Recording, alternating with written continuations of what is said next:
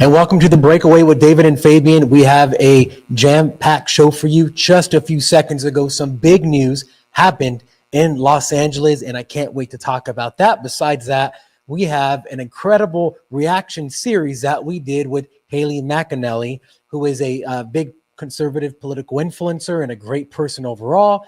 And we're going to talk about some boys and girls bathrooms. Yep, on Capitol Hill. Chaos on Capitol Hill. Nothing new here, right?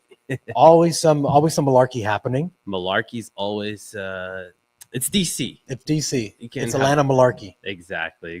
But I'm excited to talk about it. I mean, we have a jam-packed show like we were talking about. As always, guys, if wherever you're watching, like, subscribe, share. It really helps with the algorithm, the censorship that we're constantly facing. So we really appreciate it. If you have any questions or anything, leave them in the comments. We're going to get to them at the end of the show. But jam-packed show, mass deportations by military, right, in a case of an emergency. And that's what's being flirted around. And we're going to talk about that. Like you said, the whole boys and girls bathroom thing, Capitol Hill, and amazing reaction. So, Fabian, I think you created an incredible video just a couple days ago where you perfectly explained the whole discussion around the mass deportations using the military and emergency clause to actually be able to tap into military sources and whatnot. Yep. So why don't we play that for the folks? And why don't you tell us a little bit about that too? Yeah, so this is going to be a video that I shot just a few days ago regarding exactly what Trump wants to do and how he would actually do it, because there's a lot of questions surrounding, is he going to use the military? What's going to happen? So this is something that I actually made in order to kind of talk about what's going on. So let's go ahead and run it. He is looking to use military force to deport illegal immigrants and to destroy violent gangs in America. The left-wing media is up in arms about this, but here's how it could actually work. The president is considering invoking the 1798 Alien Enemies Act, which was used after World War I, II, and after 9/11. The president could order the arrest, detention, or deportation of any alien subject of a hostile nation.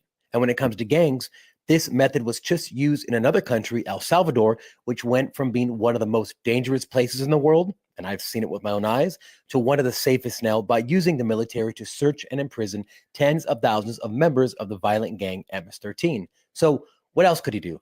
Well, he could remove funding to sanctuary cities. These are cities in blue states that will not allow law enforcement to work with ICE, basically protecting illegals from the justice system. The issue is these states don't have enough money to provide housing, food, phones, and everything else that they give illegals. So cutting off funding would force states to play ball with the government, since they literally can't do this without the government grants. Besides that, the National Guard is already helping enforce illegal border crossings. Texas activated its National Guard to protect the border, since the Border Patrol has its hands tied due to it being a federal agency. Other states have also offered to send their National Guard to Texas to help with manpower. This is a developing story, so make sure you follow. Oh, you have it there. I think you laid it out perfectly there. And obviously you made this story because everybody was going crazy, not everybody, but the left and the media were going crazy about the fact that Trump retweeted and said true to a tweet that said, is Trump going to use the military or declare an emergency in order to be able to tap into the military for his mass deportation plan? And he said true. So yeah, made that video. It is incredible the amount of things that are being strung out and put out online right now. We know that the left is desperately trying to find a way to capitulate, or not to capitulate, but to at least mitigate the damage done by this disastrous election that they had. I mean, they lost the popular vote. They lost the electoral vote. She didn't do better than Biden in any county in the entire country. Like, that is a despicable loss. And it looks like they're grasping for straws right now, trying to just find some way to still scare the American people into getting what they voted for. Absolutely. I'm all for it, honestly. Keep doing that. Keep playing this stuff, because you'll just keep losing more and more elections. But I think this is actually brilliant, because the issue, which we just saw a couple minutes ago, is that city after city is going to go out and say that, you know, we're essentially solidifying the fact that we're a sanctuary city. We will not comply with immigration law enforcement or any, like ICE, specifically ICE. And before we went live, what city declared that as well? So as of 1 hour ago, the Los Angeles Council unanimously voted to approve sanctuary city law. This means that an ordinance prohibits any resource of the city or personnel from being used to help federal enforcement of immigration laws. They're essentially codifying the whole notion around sanctuary cities, that like we're not going to comply with any immigration services that are somehow going to, I guess, I don't know, deport individuals from the city or bring them in front of a judge or actually deport them from the United States. And that's what's going to keep on happening. So if you have this massive mass deportation plan, which President Trump promised all of us on his campaign, and you want to fulfill it, you don't want to have too many roadblocks. And those roadblocks are these sanctuary cities. So what do? You declare an emergency, and then you have new resources available for you, new logistics that you can use through the military. ICE is limited. There's a certain capacity that ICE has in terms of jurisdiction, in terms of resources, when it comes down to actually implementing a mass deportation plan. You know who doesn't have necessarily a limitation? The military. Yeah, and so we've seen, well, first of all, I do want to say this is going to be a battle that's going to play out probably in the court system. It's going to be an attack on federalism, an attack on the separation of powers between essentially what is the state and the federal government. But in that time, we're going to see a lot, I think, of laws or the Supreme Court possibly have to step in and say this is what it has to be. Because on one hand, you're literally having states that are saying we're going to harbor what are criminals and not allow the justice system to be applied to them. Now, we were talking about withholding funding of sanctuary cities. So in the video, I mentioned that these cities cannot fund, except for California, because we have such a massive economy, but states like even New York can't use their budget enough, or they don't have enough budget to pay for their phones, their housing, all these things. So one way the government can play ball is saying, we're going to send the military in to scare them and say, but there's a way out. You can let us in, or we're going to withhold all of your funding, and good luck being able to pay for all this without the government grants. I think it's a smart play. We were discussing this a few days ago, is that perhaps the approach of stripping federal funding, or at least, dangling it as a carrot above these sanctuary cities. Like, let's see how much you guys actually care about your own citizens, because you have to understand, if you strip certain funding from these sanctuary cities, it's going to actually impact American citizens. Now, of course, President Trump, the administration, you and I, we don't want to do that for our fellow American citizens. But in a sense, they're being held, hostage by these corrupt officials in their cities, because they rather, protect criminal, right? We're not talking about hardworking, undocumented migrants. We're talking about criminals who already been into jail, and you're protecting them and holding your own citizens hostage. Let's see how far that goes when federal funding is in question here, when it comes down to public resources, right? Like public transportation and whatnot. Imagine this. Imagine you're an illegal and you've committed a crime in America. Then you see, number one, you're having everything paid for. Your lifestyle is paid for. You're doing zero for the country. You've committed a crime. And then California says, hey, we're already not prosecuting for crimes. Now we're going to shield you from the federal government. So you're creating this ultra class of people who can do anything they want outside of the law. Meanwhile, the rest of the population has to abide by all these strict laws, standards, licensing, taxes. Like, you are literally creating a divide between the citizens of a country and the non-citizens. This reminds me of the same thing they've done with race, where they tried to divide people for so long it worked, and now because it's all breaking down, and even blacks, Latinos, Asians, all siding with Trump, they have to go to their next oppressive victim, which are the illegals. Yeah. And now the arms of protection of the Democratic mom state is going to harbor all these people and say, you know what, we're going to protect you from them. Yeah, exactly. It should be interesting to see how this all plays out again, because again, the scenario is pretty interesting. Will they just comply with mass deportation of criminals? Again, so let's be specific with who we're starting with. And maybe that is all that we're going to get is actual criminals, people who've been in the courts or been through the criminal system and are out in these sanctuary cities.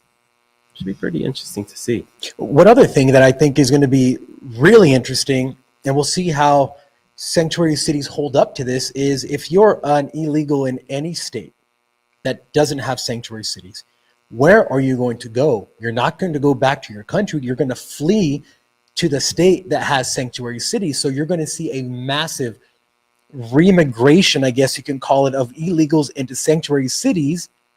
What's that going to do? How many of these people can they actually fit until the population just goes crazy and demands or starts, doing something crazy like in California or in Colorado? Yeah, no, exactly. And that's kind of plays into the cloud pivot strategy, right? Is that essentially you start to have a quote unquote revolution, right? The populace is upset that the welfare system is overloaded by illegal immigrants. And in this case scenario, it's like, okay, what if the city, the bureaucrats in the city are holding essentially the American individuals hostage by protecting the illegals, which ends up stripping funding from them, directly impacting the American citizens. Like you said, will they do something about that eventually? It's going to be interesting to see. Yeah, this is going to be the battle of Trump's administration, and they love it. This is going to be the hill that they're willing to die on. The Democrats, if they choose to continue to go the route of this, and we've seen protest. I'm going to say protest with the bunny ears because they're not organic protests, but protests by illegals are now starting to pop up. And I remember I said this last year. This is going to be the next thing. They're done with BLM. Now they're done with the pro-Palestine stuff. Who's the next victimized people that they're going to prop up? These same organizations, the George Soros organizations and all these other ones, are organizing now illegal migrants to protest the government. Yeah. It's like, which class of people are they going to use next? It's really insane to think about it. The only concern that I have with this, which I think that we should discuss, is obviously you are tapping into emergency reasons, or you're essentially you're bringing out an emergency. You're declaring an emergency. There you go. I found the word finally. Declaring an emergency, which brings the executive new powers. Perhaps it's old powers, but you're inheriting powers during an emergency time. Is he going to give those powers back when the emergency is over? Or is that going to be a new power inherited by the executive branch? Yeah. Gavin Newsom obviously wants to run for president. I've seen by all accounts and measures, I've seen that he is now the person for 2028. I don't know who else they have at this point.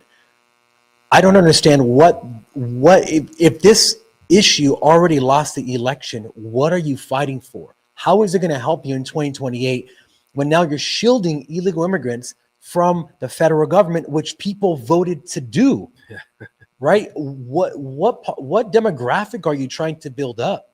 It just, to me, it really doesn't make any strategic sense, other than the fact that people don't care if the Democrats or Republicans win or lose, as long as there's division and chaos in America that breaks down the society more and more, regardless of who wins. Just a quick little point about what you said in terms of Newsom being like the 2028 nominee. They had a poll come out this morning. They surveyed who would you want to have as your 2028 Democrat nominee? And can you guess who was at the very top of the list? Not Newsom? It's not Newsom. Interesting. It's Kamala Harris, polling at a whole 41%. Can you guess who was in second place? Bernie? It was Newsom, but you know at what percentage? At 8%. Wow. So they're polling Kamala Harris at 5 times more than Newsom. And I'm all for it. I mean, keep running her. Run her in 28, run her in 32. And then maybe by 36, you may learn something. But please do. If they thought that she just didn't have enough time, no, it's not it. It's just what we're looking at in terms of us discussing this mass deportation. It's something that Democrats will never consider. Yet majority of Americans are actually in favor of mass deportations, and not the way that the left is trying to label it, the way that you and I have been talking about it. Going into these sanctuary cities, cracking down on criminals who are undocumented individuals in the country, and breaking down this whole sanctuary utopian idea that they have. You don't want to comply with ICE, you don't want to comply with the federal government, no problem. We're either going to strip your funding or we're going to bring in the military to have untapped resources in order to extradite these people. It's weird. You have to extradite them almost out of your own country.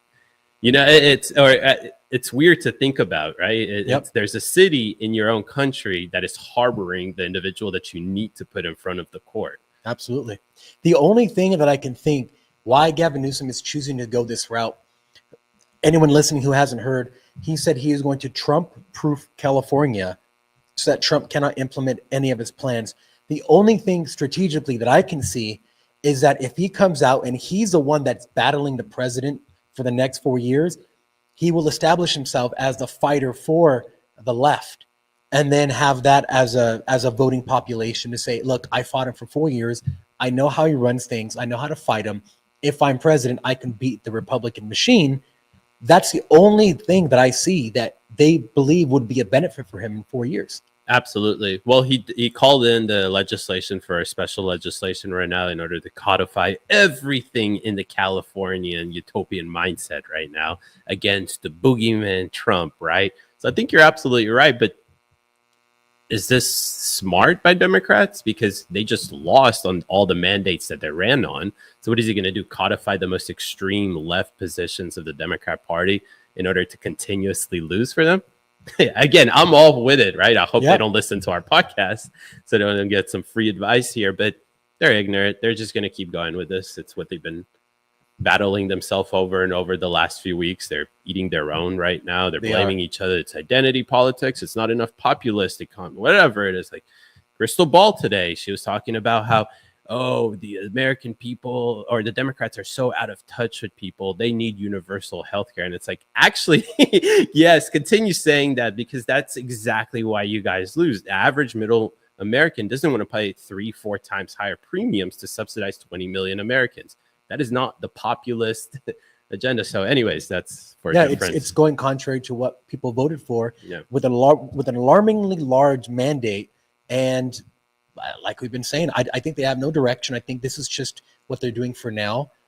I know Gavin Newsom flip-flops depending on what's popular at the time for himself. So we could see a future where he dials back on some of these things or vetoes legislation that his supermajority Democrats in the state have, to say, look, I'm more of a centrist. I'm vetoing stuff that I think is too extreme. We saw him veto this law, AB 957, I believe, last year, which people didn't think that he was going to veto, and he did. So it remains to be seen what happens. But regardless of it, we are living through very interesting times. Things are moving very quickly, and we've seen a Democratic Party in collapse, and they're trying to figure out what's going on.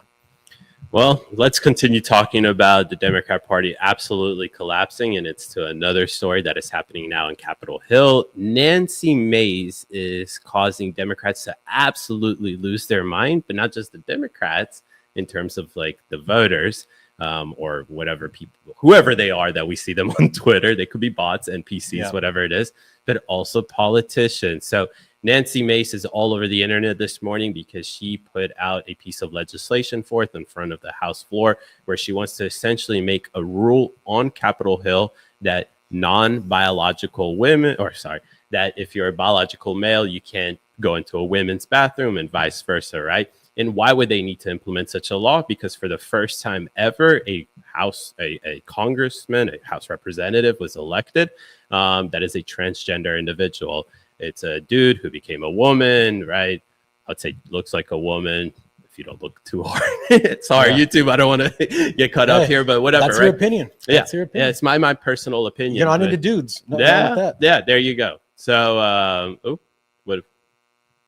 We get cut?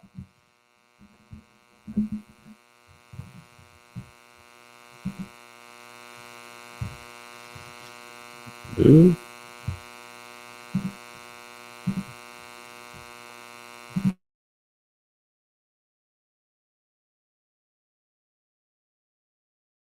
Know exactly what happened, but as soon as we said that, we had our camera shut off, which was very weird. It's never happened before, right? Yeah, last time we got banned from TikTok while we were live because they thought we were denying the election, which we were not.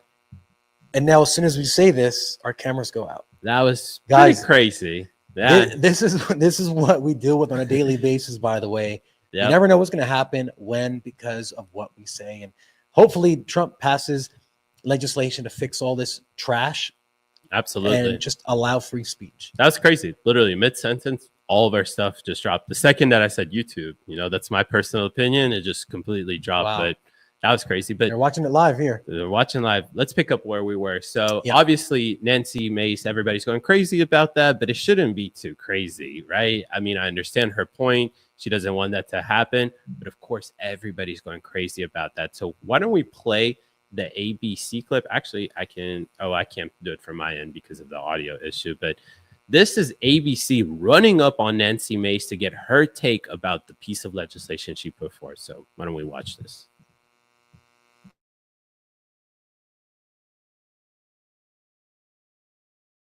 Here's Congresswoman Mace. Congresswoman Mace, can I ask you a question as you walk here? Mm-hmm. So the question is, with your piece of legislation about banning women from using, yes. My question to you is, and it doesn't go far enough. I'll be filing more bills. You have said that it was created in response to Congresswoman-elect McBride. 100%. And but should legislation be created targeted at one specific person? It doesn't mention anyone in the legislation, but you've said it was aimed at her. No, I have said it's a result of this. I'm not going to allow biological men into women's private spaces. I will stand in the brink and stand in the way of anyone on the radical left who thinks that it's okay for a penis to be in a women's locker room or a bathroom or a changing room. Hell no. I am not going to stand for it. And the speaker said it would be in the House rules package. If it's not, I will be ready with a motion, a privileged motion to force a vote on this. This is not okay. I'm a survivor of rape. I'm a survivor of sexual abuse. And I'm not going to allow any man in any female private spaces. Now, Speaker, end of story. And by the way, I'm getting death threats from men pretending to be women. Why is it that these crazy people, the insanity, the radical left, are willing to kill women over a man's right to be in a women's restroom? Speaker Johnson has said he wants to treat every new member with the words dignity and respect. Forcing this congressperson to go into a male restroom, is that dignity and respect? Forcing women to share private spaces with men is not dignity and not respect. And I'm absolutely going to stand in the way of anyone who thinks it's okay for a man to be in our locker room, in our changing rooms, in our dressing rooms, in women's bathrooms. And in fact, if you agree with that, you're crazy, because that's not okay. It's not okay. Congresswoman, Thank you, Congressman. We're going to... Good to go. Yeah, Fabian. So, what I want to actually touch up on there is that at the end, he was talking about how Speaker Johnson came out and said that we're going to respect everybody that comes into Congress with like dignity and whatever he said. So, but the reality of that before Speaker Johnson came out and said that, he mentioned something so plain and so simple that I didn't think that the Speaker of the House, the third most powerful person in the world, would have to say, because it's something that you learn in first grade, something that you probably even learned in kindergarten. We have that video. When we play Speaker Johnson's video about, let's do this. Yeah, and while you're getting that queued up, the interesting thing is that she had to bring out the big guns. She had to say, I've been raped, I have PTSD, and this is why I don't want it. Now, that's great. But the emotional argument shouldn't be what we say. Yeah, look, that's why it can't happen. It should be because these are grown-ass adults who are making laws. And if you're making laws, you should understand that there's a way things are done. I get what they're trying to push. They've been trying to push it for a very long time. And they're doing it right now, but things are changing. But I don't think that she should have had to say, because of this, then I need this. It should be, no, it's not that, because it's not fucking right. Yeah, that's the whole point. I definitely agree. It shouldn't be because of that. It should be just rooted in plain, simple, like biological means, right? That probably if you're not a biological woman, and even if you're like post-op and all that stuff, that is still an issue for a lot of these women, and I totally understand that. Totally do. So with the Speaker Johnson one, let's play that because I thought this was hilarious. Hello, everybody. I just want to make a statement for all of you here and be very clear. I was asked a question this morning at the leadership gaggle, and I rejected the premise because the answer is so obvious. For anybody who doesn't know my well-established record on this issue, let me be unequivocally clear. A man is a man, and a woman is a woman, and a man cannot become a woman. That said, I also believe that's what Scripture teaches, what I just said. But I also believe that we treat everybody with dignity. And so we can do and believe all those things at the same time. And I wanted to make that clear for everybody because there's lots of questions. But that's where I stand. Yeah, Fabian. So, and again, like what is this, first grade or something like that? Like, do we have to keep going over and over this? This is Congress, right? We shouldn't be playing around. It's not a school district. It's not a city council. This is the federal government. Yeah. And again, I understand the issue, right? It's the first time, it's unprecedented. You're going to have to do something about it. And this is the perfect time to say, okay, well, yeah, the person who's now a woman kind of, I guess, would fit into, like, wears a dress, has a, long hair and all this stuff. Performative, David. It's performative. All the, well, have a transgender bathroom. It solves all the damn issues, right? And what is the person going to feel like they're being, like, isolated or something? Yeah, we like call that? it the free-for-all. Yeah, exactly. Exactly. Well, this is a perfect example of how it's like, nobody says that a transgender person can't exist, that you don't have rights and all this stuff. It's just that when you start to bring it into public place like this, whether it's sports or bathrooms, then you're going to have to actually address it through some sort of policy. And for some reason, every single time that a person like Nancy Mace comes out and says, I'm not comfortable with that, all of a sudden, this is transphobia. This means that trans people can't exist or something like that. Bullshit. Seriously. It's like, what, we can't solve actual political or social issues now? Well, here's the thing about the trans people exist, is they're making their own problem that no one is talking about, and they're making a statement that people are saying that they don't exist. First of all, let's take it from an actual physical and science sense. No one is saying that these humans don't have material bodies, okay? So it's not science, it's not physical. What is it next? Are they saying that they don't exist in society? Well, clearly they do, because they're literally in society, in the reality that we all live in. To have an entire month dedicated for them. Yes. And so they're basing it on an emotional argument that people don't realize their value in society. That's really what they're saying. Mm-hmm. That they don't. That's what they say when they say trans people exist. They're saying that a side that is not theirs is saying they don't exist when that's not even happening. So they're creating the problem, and they're offering the solution, which is let them have free reign of you, of your children, of everything they want, so that they don't feel oppressed. I find it hilarious because a couple of days ago, I was also watching a bunch of leftists talk about how there's no trans issue. It's only the right saying that there's a trans issue. But you just said it perfectly. They are the ones that are creating the problem in the first place. And when you want to address the problem, they want to act like there's no problem. And it's... Yeah, you create the problem. This is the George Soros method, which he loves to do. He didn't invent it, but you create the problem and you offer the solution. The solution that you offer has been pre-selected by you and your people. And then you spend money to push forward the idea of the solution. So people think they're being anti the problem. They're actually going to where the person wants them to go. And that's a scary thing, because people on the left understand it, but they don't understand that they're also being used for that exact same reason. Absolutely. Here's another scary thing I want to show here. It's how do we... Sorry, I just want to say someone commented and said, you guys are both so lost. I would love to hear how, if you'd like to comment more, why we're lost and where we should find whatever it is that we're looking for, apparently. We're lost based on the biological, facts here. Got it. Okay, so this was pretty interesting. This is, of course, a Democrat Congresswoman Sarah Jacobs tweets out, or I guess retweets the original tweet, which was talking about Nancy Mace introducing a resolution to ban transgender women from using women's bathroom on Capitol Hill. She said, "It's funny that Republicans say we are obsessed with trans issues when they seem to be the ones obsessed with trans issues." Again, am I 5 years old? No, I didn't say that. You said that. I didn't say that. These are the people that are writing the laws. Like, for God's sake, grow up. Yeah. Like, literally grow up. This is the worst argument I've ever seen. Terrible, terrible. And I like how she tries to spin it here, which is why I tweeted this back at her. I said, is this how Democrats lie now? There's an incoming transgender representative, first time. This means it's necessary to address the bathroom issue on Capitol Hill. And then I asked her if she's okay with biological males using the same bathroom as her.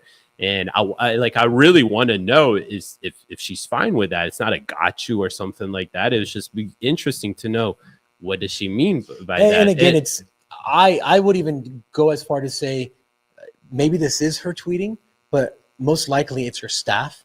And her staff is probably comprised of the people on the left because that's what we saw. Kamala Harris's campaign was full of leftists, young people who just really believe this stuff, who have been really well indoctrinated. And maybe it was her, but I doubt she will respond to something like this. You know who definitely was tweeting this, and it wasn't their staff, is this Brian Tyler Cohen guy. He's actually a predominant big voice on the left. He has a big YouTube show and whatnot, but he said, "I wish I cared about anything as much as Nancy Mace cares about where other people pee." And then I said, "You don't care about protecting women."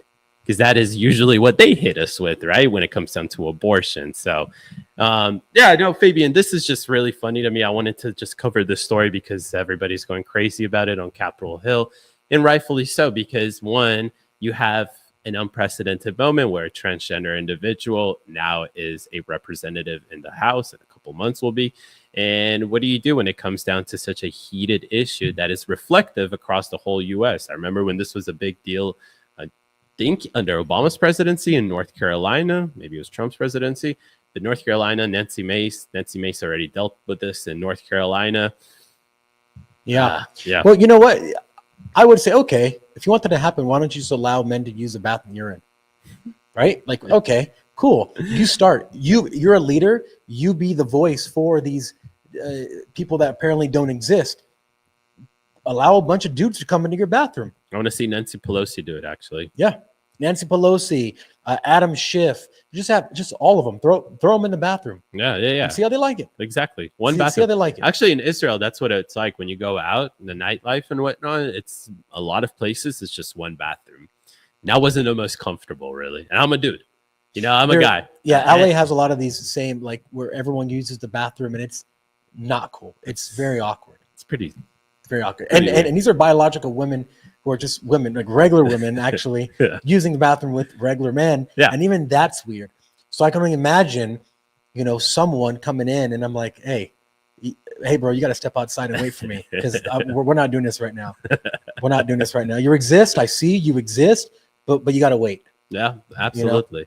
It should be interesting. I wonder how it'll play out, especially because now Capitol Hill, all of these people that are so disconnected from their actual constituents will have to deal with an issue that their constituents probably are dealing with, right? We saw how well that ad played out where it was like Kamala's for they, them, right? So we know that this issue actually means a lot to Americans. And we always say this on the show, 66% of Democrats even say they don't rock with this trend stuff for the kids. So should be interesting how it plays out. Now the issue is in Capitol Hill, the same issue that's been across all these various places. So yeah, it's going to be an interesting fight. Yeah. So let's take a quick commercial, and then when we come back, we are going to play the reactions that we filmed yesterday with Haley McAnally, and we'll be right back after this.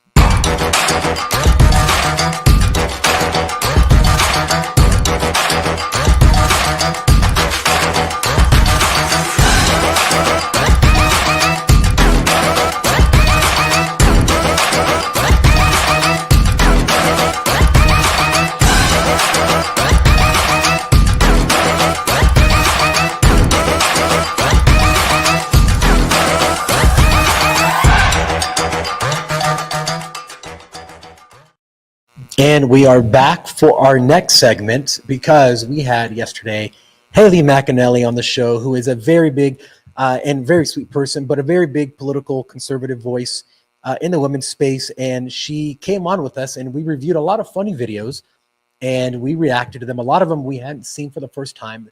It was our first time seeing it. So, David, you want to intro into the video? Let's do it. So what is this? We react, you enjoy? That's about it. That's about it. So sit back, relax, and enjoy because this stuff is incredible. It doesn't want me to look like this. That's why I'm here.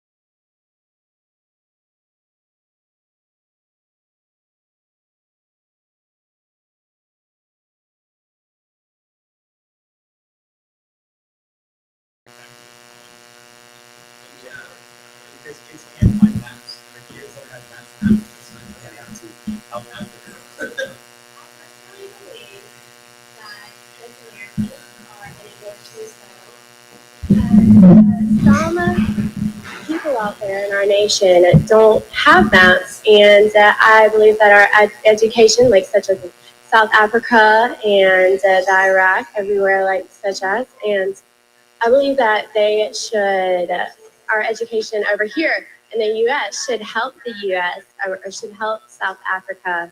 It should help the Iraq and the Asian countries. So we will be able to build up our future.